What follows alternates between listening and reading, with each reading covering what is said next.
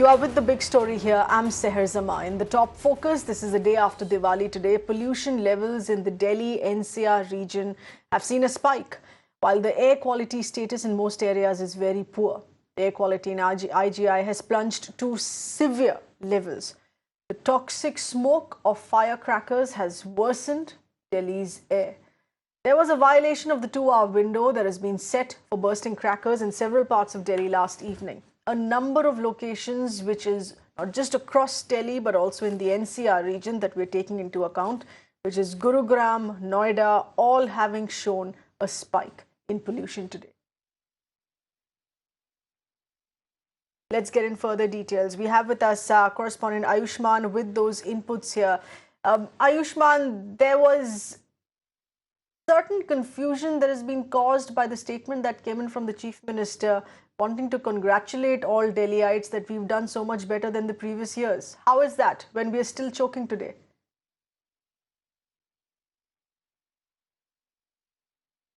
Well, sir, the comment made by the Chief Minister was in context of the previous year's situation during Diwali period. So his statement is in that context that when you see the levels of Diwali's air quality in last few years and you compare it with this year, it is significantly, marginally, it is low, and pollution level in the national capital as compared to past few years during the Diwali period.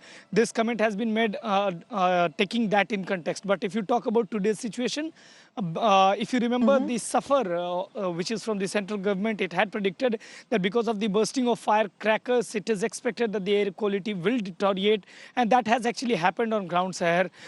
The air quality has in fact plunged down to severe level in certain areas, and almost all the counting station of Central Pollution Control Board is in the red zone, that is beyond 300, and the air quality is very poor.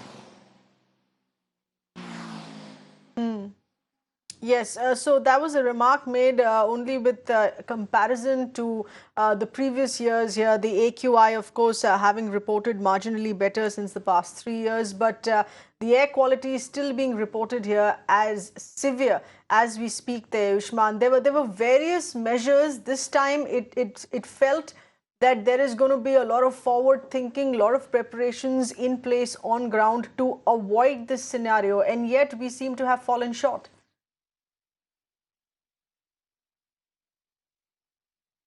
Yes, sir, if you see the press conference of the Chief Minister, when we posed this question to the Chief Minister over how the quality of air is deteriorating, he also cited a point where he said that if you look at the context of national capital, we are fully committed to implement the graded response action plan in the national capital. But if you look at the other areas like Ghaziabad, Noida, Greater Noida and Gurugram, in those areas, he feels that the authorities haven't taken enough measures. But if you see the rules are flouted in those areas, the air certainly is also impacted in the national capital, and he feels that somewhere down the line the authorities of the NCR region also need to take a step ahead and need to implement the graded response action plan in their areas, so that the air quality in the national capital and the NCR region should not be impacted. If you see right now, both the NCR region and the national capital are having this air quality in the very poor range. Let's also get in more voices here, Ayushman. We have environmentalist Mr. Leo Saldana with us on the phone line. Thank you for being with us. Is it just about the NCR region not having done enough, or more that should have been done equally by Delhi as well? Well, I think, the Delhi government has tried its best to do certain things which they felt would have delivered relatively cleaner air. But the problem is this: you cannot just wish away the fact that Delhi has been built in a rather unplanned way, by and large. Forget New Delhi, the rest of it. And therefore, when you actually have everyone blowing up crackers, even if it is reduced, it certainly is going to spike the air pollution. And that, combined with the crop burnings, is going to be cataclysmic. Now, the air people breathe in Delhi is way off the charts. So there's no point going on measuring it, as some of the foundations keep doing, and reporting it, or media also does it. What is required is to actually understand the structural reasons why there is such bad air. And that is because we have thrust a lot of importance on metro cleaning up the air. Metro will not. It is by ensuring that the cars get off the road and ensuring that the motorbikes don't have to be on the road. And that means you have to have a very, very good bus transport system in Delhi. I remember 10 years ago, media rallied to, hit against the BRT. 15 years ago or 20 years ago, Mr. Sridharan argued that once metro comes, Delhi air will be clean. Now, you see, these are misdirections. Nobody understood structurally. The problem is you need accessible public transport. And that has never been given to Delhi. Just putting 200-300 kilometers of metro has not made any difference. Even if you put 500 kilometers of metro, will not make any difference. What is required is accessible transport everywhere, capacity to walk and cycle everywhere, and which means we actually have to seriously regulate against parking of cars, be it near homes or in businesses, and desensitize the need for car use across the capital region. Okay. All right. So you're saying, of course, a lot more that needs to be done with a far more holistic approach than what was seen here. Let's also get in a citizen voice, in fact, an Urja member, Mr. Arvind Mehta, with us on the phone line here. Thank you for being with us, Mr. Mehta. Do you feel that the Delhi government and governments of the NCR region could have done more? They tried very hard, but to very little impact on ground. My feeling is that the agencies which were to implement the deterrents and everything have totally failed, totally failed. The construction is going on unabated. It is not being checked by the agencies. Number one. Number two, as just now, Mr. Saldana was what he was describing is that particularly the public transport was off almost likely yesterday. Until 8 o'clock, the pollution level was very low. But after 8 o'clock, the crackers were used freely, Nobody was there to stop them. I stayed in New Rajendra. After 8 o'clock, I think till 2 o'clock, midnight, the crackers was exploded like it has been done in the previous years when there was no bans at all. Number three, which is very important, is that the stubble burning is still going on unabated without being checked, no punishment at all, and people are free to do whatever they feel like doing. Agencies like Delhi government is there, MCD is there, Delhi police is there. So many agencies are there. Right. But Mr. Arvind Mehta, this is once again indicating that these measures, which are of a few weeks or just about a month or 2 months, are not measures that will work as a stopgap, last-minute, quick fix. These are measures that need to be taken all year round now. Look, the awareness has not been done at all. Not at all. Not at the lowest level. We can't talk about the highest level. The awareness was not at all done properly. The people were not taught. And I think we have to go throughout the year to teach the people how they have to use and how they have to get the cleanest air. This is something very important, which is not being done. This was just applying a balm, nothing beyond that. And I think the deterrent measures should be there.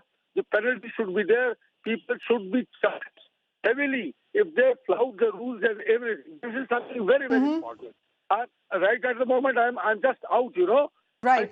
There needs to be more stringent penalties. Yes, Mr. Arvind, understandably, we're all choking today here. There is nothing to celebrate, even if the AQI has marginally gone down, but we're still choking.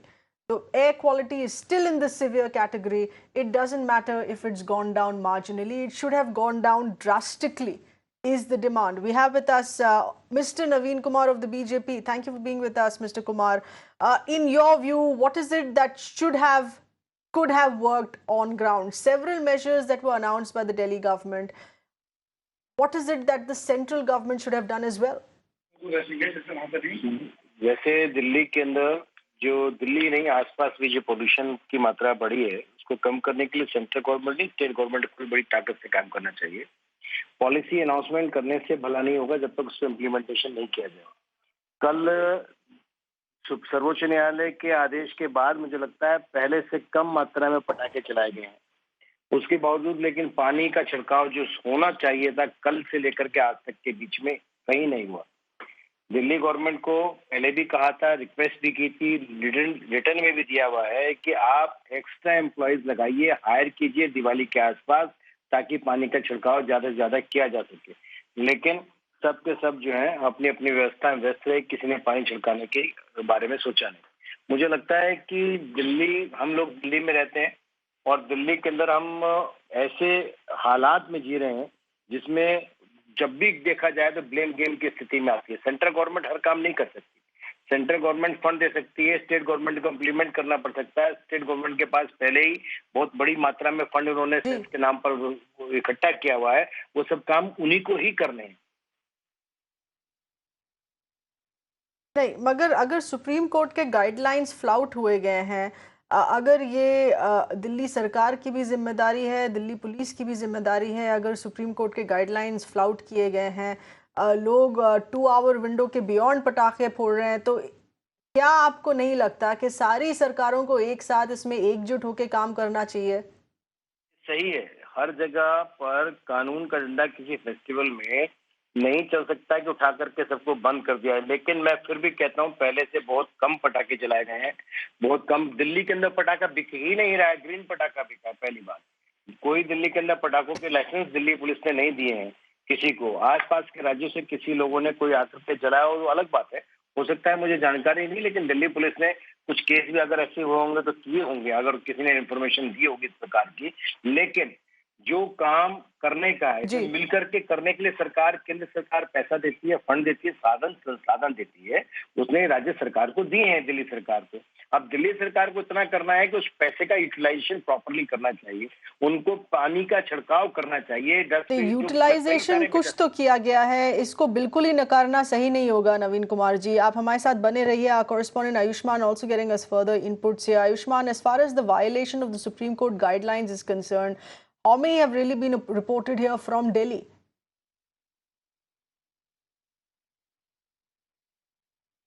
Well, right now the Delhi police haven't updated on the data as to how much of violation has taken place yesterday. But for sure, if you go through the number that the fire department has received, the number of calls, it has gone down as compared to the 2018. It was 271 calls, and yesterday it was around 240 calls that they received.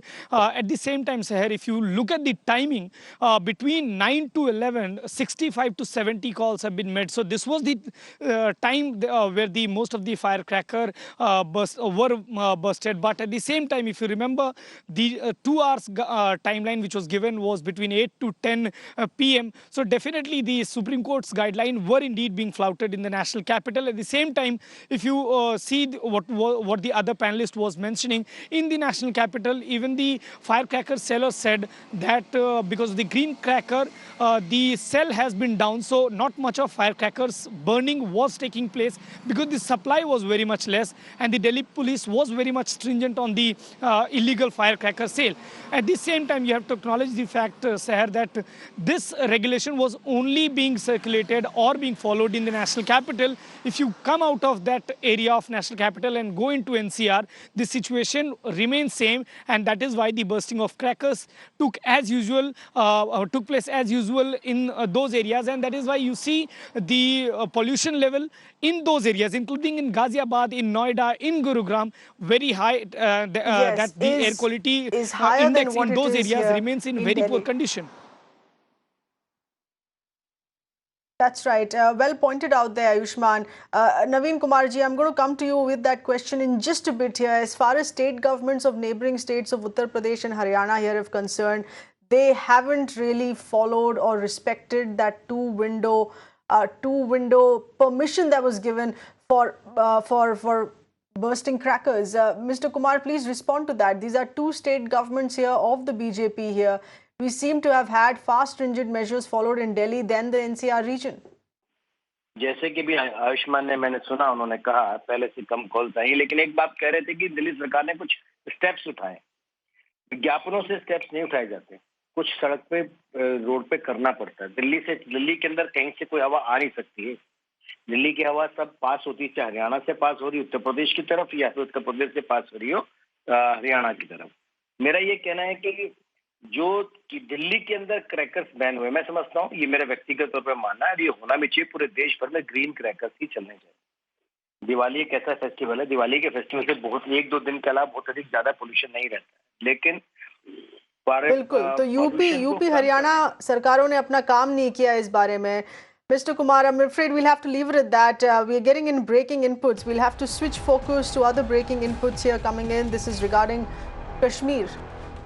Reports coming in of terrorists having lobbed a grenade on civilians. And this is at a bus stand in Sopore. 6 civilians have sustained injuries. This is information which is still trickling in, preliminary inputs that we are getting in. We have with us our correspondent Mir Farid with those details here. Mir, please go ahead. Yes, it's a hand grenade that has been lobbed. As far as Sopore is concerned, it's been lobbed in the bus stand area, and in this, we've come to know that at least.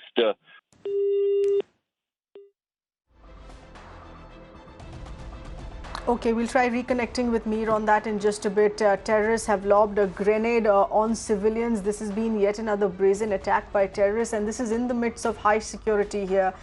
In the state of high security of the past few months in Jammu and Kashmir. This is in Sopore. Terrorists having lobbed a grenade on civilians at a bus stand in Sopore. The numbers that are coming in here on this, with 6 civilians who have sustained injuries so far. More information, more updates here on this awaited.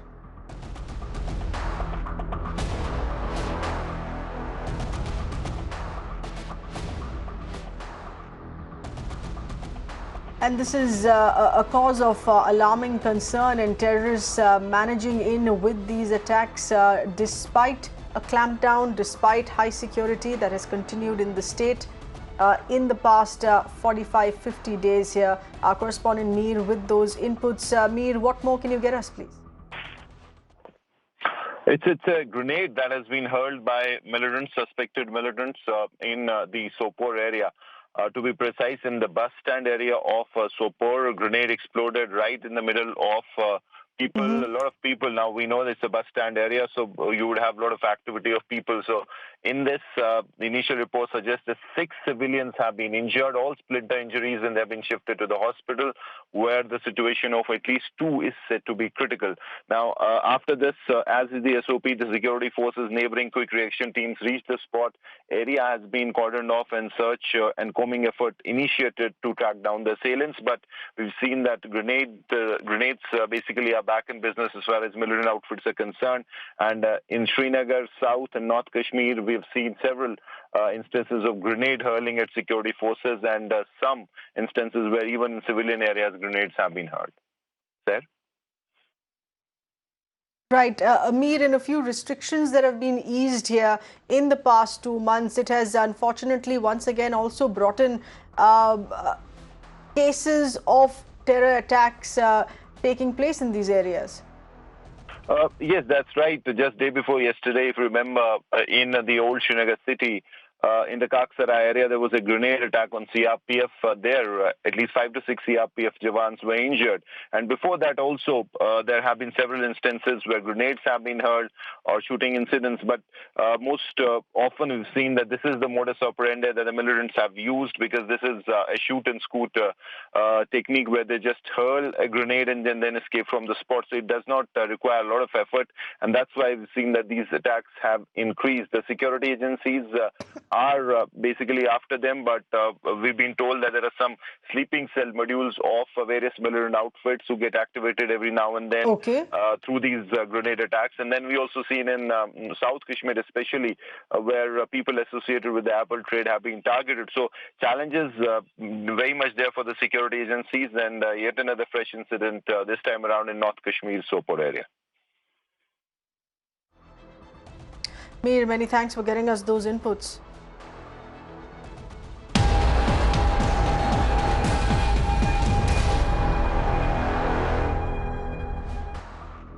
More breaking inputs coming in from Trichy in Tamil Nadu. Borewell machines now have managed to dig 6 holes, and this is with a 4.5-inch diameter.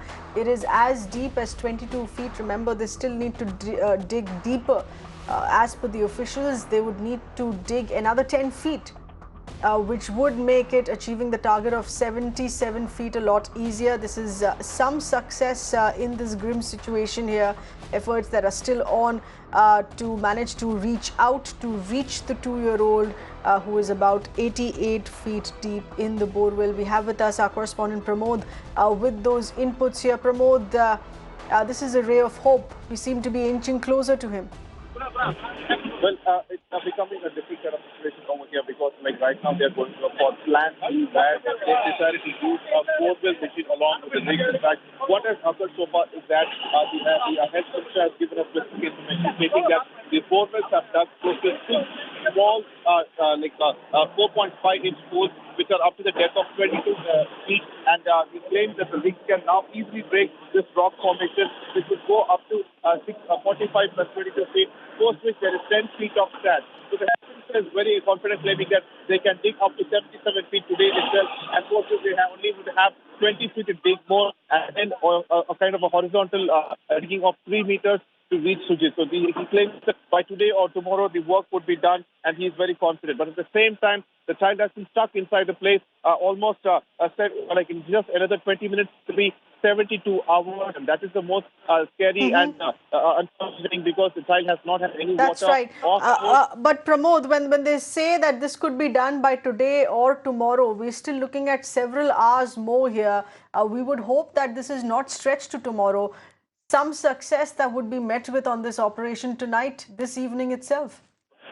Well, we were hoping for that as well because for the past 2-3 days, what information that was provided itself, the digging process would be over with a maximum of 4 to 6 hours. Then it extended another 4 to 6 hours, and right now it has gone to such a way that only today morning the Commissioner for Disaster Management came forward and said that the rigging machine can only go up to 500 centimeters per hour. That was the only capacity, and even for that it has struggled so badly because of the rock formation. Now with the borewell technique, they claim that they can go up to 77 feet. We are showing how the business is working carefully, and all other drinkable spots are also immediately being repaired and deeply traveled. Hopefully, we believe that the Sujith could be rescued tonight. All state of Tamil Nadu is praying for that. Yes, and Pramod, given that so many hours that it has taken to be digging in as deep as 22 feet, how much would it take for another 10 feet? Because that's the calculation there by the experts. Well, we did speak to officials. The officials gave us a time as to if we had to go ahead and use the same kind of technique to dig another 10 feet after 77 feet. We have to go a minimum of 20 feet actually, and for 10 feet it's going to take a minimum of 5 hours. And then from there, we have to vertically dig. And if it is also rock formation, and if they're going to do it manually, it's going to take 14 hours. If they're going to do machine work, it'll take a minimum of 5 hours. But when we put forward these details to the health minister asking for a clarification, he simply said that he cannot provide any time frame right now because already they gave time frame and they could not keep it up. So that's the reason they're only trying to concentrate on rescuing the child instead of providing any sort of time frame. Right. Pramod, in the process that is being used here, of course, there are multiple authorities on ground working together here on this. But is it safe to say that they have now managed to crack the formula that needs to be used here on this? In the initial delays that we had seen, that formula is cracked, and it's only going to be further focus of about 5 hours here to make this happen. Morning to various officials, and they don't have the answers themselves. The rock formation, which authorities now claim is as strong as quads and feldspar. That is the reason there are time delays occurring. And the bigger problem here is that before doing such kind of study in such kind of terrain, they would do a lot of research, including soil tests and everything like that. But here, because of emergency, they just started digging, and that's the reason they are facing hurdle after hurdle, and it's becoming extremely difficult for officials to provide a time frame. And the more time it's taken for Sujith to be in that is stuck inside the borewell, it's becoming dangerous. Keeping all that in part, the officials only claim that they can only say that they are they are doing their work of digging the well, but they could not give any kind of time frame as to when he can be rescued. Pramod, many thanks. We understand the commotion here. These are crucial minutes, crucial hours, so to say, and we are hoping that this is not stretched to further tomorrow. At the most tonight, 5.5, 6 hours at the most to make this happen. Thank you for being with us. We'll continue with the focus here on this and in other news. Stay on with us.